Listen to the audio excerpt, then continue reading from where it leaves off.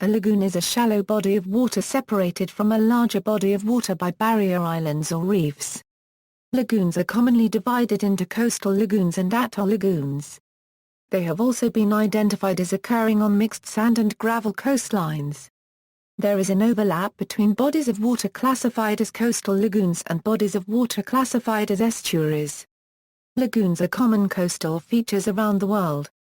Definition: lagoons are shallow, often elongated bodies of water separated from a larger body of water by a shallow or exposed shoal, coral reef, or similar feature. Some authorities include freshwater bodies in the definition of lagoon, while others explicitly restrict lagoon to bodies of water with some degree of salinity. The distinction between lagoon and estuary also varies between authorities. Richard A. Davies Jr. restricts lagoon to bodies of water with little or no freshwater inflow, and little or no tidal flow, and calls any bay that receives a regular flow of fresh water an estuary. Davies does state that the terms lagoon and estuary are often loosely applied, even in scientific literature. Kuski characterizes lagoons as normally being elongated parallel to the coast, while estuaries are usually drowned river valleys, elongated perpendicular to the coast. When used within the context of a distinctive portion of coral reef ecosystems, the term lagoon is synonymous with the term back reef, or back reef, which is more commonly used by coral reef scientists to refer to the same area. Coastal lagoons are classified as inland bodies of water. Many lagoons do not include lagoon in their common names. Albemarle and Pamlico Sounds in North Carolina, Great South Bay between Long Island and the barrier beaches of Fire Island in New York, Isle of Wight Bay, which separates Ocean City, Maryland from the rest of Worcester County, Maryland, Banana River in Florida, Lake Illawarra in New South Wales, Montrose Basin in Scotland, and Broadwater in Wales have all been classified as lagoons, despite their names. In England, the fleet at Chisel Beach has also been described as a lagoon. In Latin America, the term a euro or a laguna euro, which lagoon translates to, is often used to describe a lake, such as Laguna Catamarca. In Portuguese, a euro ou lago a euro may be a body of shallow sea water, but also a relatively small freshwater lake not linked to the sea. Etymology: lagoon is derived from the Italian laguna, which refers to the waters around Venice, the Lagoon of Venice. Laguna is attested in English by at least 1612, and had been anglicized to lagoon by 1673. In 1697 William Dampier referred to a lagoon or lake of salt water on the coast of Mexico. Captain James Cook described an island of oval form with a lagoon in the middle in 1769. Atoll lagoons form as coral reefs grow upwards while the islands that the reef surround subside, until eventually only the reefs remain above sea level. Unlike the lagoons that form shore-fringing reefs, atoll lagoons often contain some deep portions. Coastal lagoons. Coastal lagoons form along gently sloping coasts where barrier islands or reefs can develop offshore, and the sea level is rising relative to the land along the shore. Coastal lagoons do not form along steep or rocky coasts, or if the range of tides is more than 4 meters. Due to the gentle slope of the coast, coastal lagoons are shallow. They are sensitive to changes in sea level due to global warming. A relative drop in sea level may leave a lagoon largely dry, while a rise in sea level may let the sea breach or destroy barrier islands, and leave reefs too deep underwater to protect the lagoon. Nibakan describes coastal lagoons and barrier islands as a coupled system. Coastal lagoons are young and dynamic, and may be short-lived in geological terms. Coastal lagoons are common, occurring along nearly 15% of the world's shorelines. In the United States, lagoons are found along more than 75% of the eastern and Gulf coasts. Coastal lagoons are usually connected to the open ocean by inlets between barrier islands. The number and size of the inlets, precipitation, evaporation, and inflow of fresh water all affect the nature of the lagoon. Lagoons with little or no interchange with the open ocean, little or no inflow of fresh water, and high evaporation rates, such as Lake St. Lucia, in South Africa, may become highly saline. Lagoons with no connection to the open ocean and significant inflow of fresh water, such as the Lake Worth Lagoon in Florida in the middle of the 19th century, may be entirely fresh. On the other hand, lagoons with many wide inlets, such as the Wadden Sea, have strong tidal currents and mixing. Coastal lagoons tend to accumulate sediments from inflowing rivers, from runoff from the shores of the lagoon, and from sediment carried into the lagoon through inlets by the tide. Large quantities of sediment may occasionally be deposited in a lagoon when storm waves overwash barrier islands. Mangroves and marsh plants can facilitate the accumulation of sediment in a lagoon. Benthic organisms may stabilize or destabilize sediments. River mouth lagoons on mixed sand and gravel beaches. River mouth lagoons on mixed sand and gravel beaches form at the river-coast interface where are typically braided, although sometimes meandering, river interacts with a coastal environment that is significantly affected by longshore drift. The lagoons which form on the MSG coastlines are common on the east coast of the South Island, New Zealand, and have long been referred to as hapua by the Maori. This classification differentiates hapua from similar lagoons located on the New Zealand coast termed waiatuna. Hapua are often located on periglacial coastal areas where there is a low level of coastal development and minimal population density. Hapua form as the river carves out an elongated coast parallel area, blocked from the sea by a MSG barrier which constantly alters its shape and volume due to longshore drift. Longshore drift continually extends the barrier behind which the hapua forms by transporting sediment along the coast. Hapua are defined as a narrow shore parallel extensions of the coastal riverbed. They discharge the majority of stored water to the ocean via an ephemeral and highly mobile drainage channel or outlet. The remainder percolates through the MSG barrier due to its high levels of permeability. Hapua systems are driven by a wide range of dynamic processes that are generally classified as fluvial or marine. Changes in the balance between these processes as well as the antecedent barrier conditions can cause shifts in the morphology of the hapua, in particular the barrier. New Zealand examples include the Rocko, Ashburton and Hurunui river mouths. Hapua environment. Hapua have been identified as establishing in the Canterbury Bight coastal region on the east coast of the South Island. They are often found in areas of coarse-grained sediment where contributing rivers have moderately steep bed gradients. MSG beaches in the Canterbury Bight region contain a wide range of sediment sizes from sand to boulders and are exposed to the high-energy waves that make up an east coast swell environment. MSG beaches are reflective rather than dissipative energy zones due to their morphological characteristics. They have a steep foreshore which is known as the engine room, a unregistered trademark of the beach profile. In this zone, swash and backwash are dominating processes alongside longshore transport. MSG beaches do not have a surf zone. Instead, a single line of breakers is visible in all sea conditions. Hapua are associated with MSG beaches as the variation in sediment size allows for the barrier to be permeable. The east coast of the South Island has been identified as being in a period of chronic erosion of approximately 0.5 meters per year. This erosion trend is a result of a number of factors.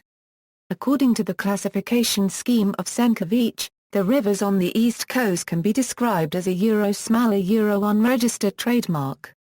This classification is not related to their flow rate but to the insufficient amount of sediment that they transport to the coast to nourish it. The sediment provided is not adequate to nourish the coast against its typical high-energy waves and strong longshore drift. These two processes constantly remove sediment, depositing it either offshore or further updrift. As the coastline becomes eroded, the hapua have been rolling back by eroding the backshore to move landwards. Hapua or river mouth lagoons form in microtidal environments. A microtidal environment is where the tidal range is less than 2 meters. Tidal currents in a microtidal zone are less than those found on mesotidal and macrotidal coastlines.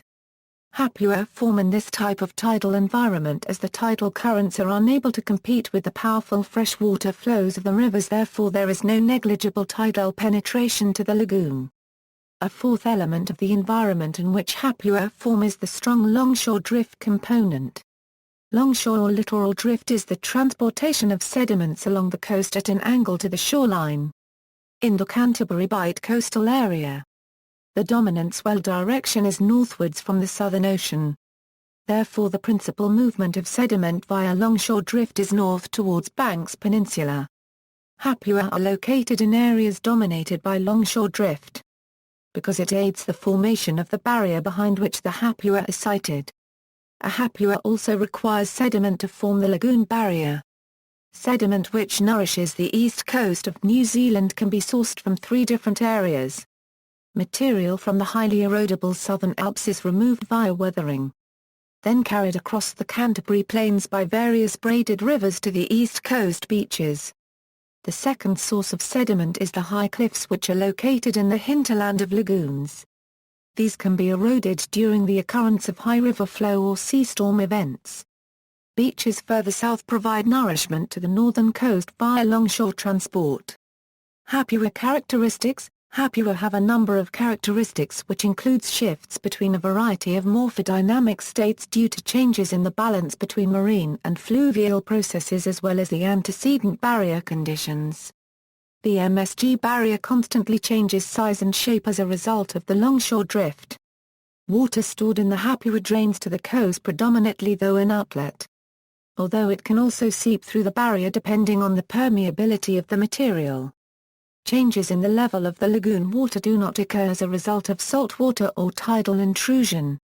Water in a hapua is predominantly fresh water originating from the associated river. Hapua are non-estuarine, there is no tidal inflow, however the tide does have an effect on the level of water in the lagoon. As the tide reaches its peak, the lagoon water has a much smaller amount of barrier to permeate through, so the lagoon level rises. This is related to a physics theory known as hydraulic head. The lagoon level has a similar sinusoidal wave shape as the tide but reaches its peak slightly later. In general, any saltwater intrusion into the hapua will only occur during a storm via wave overtopping or sea spray. Hapua can act as both a source and sink of sediment.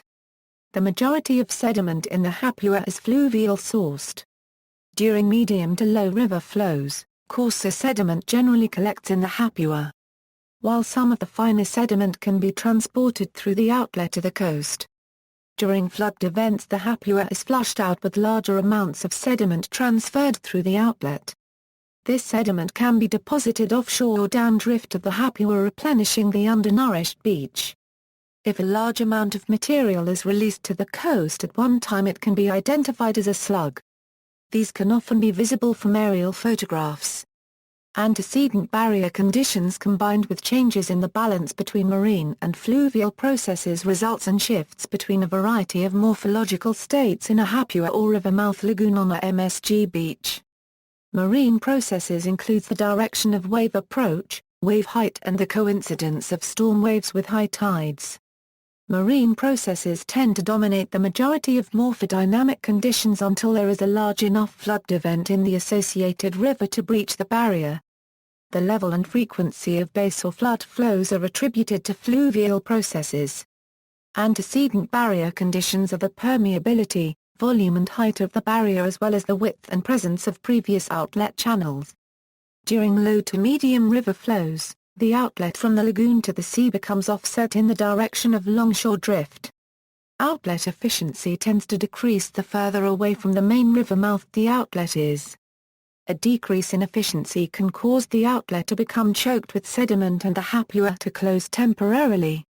The potential for closure varies between different hapua depending on whether marine or fluvial processes are the bigger driver in the event.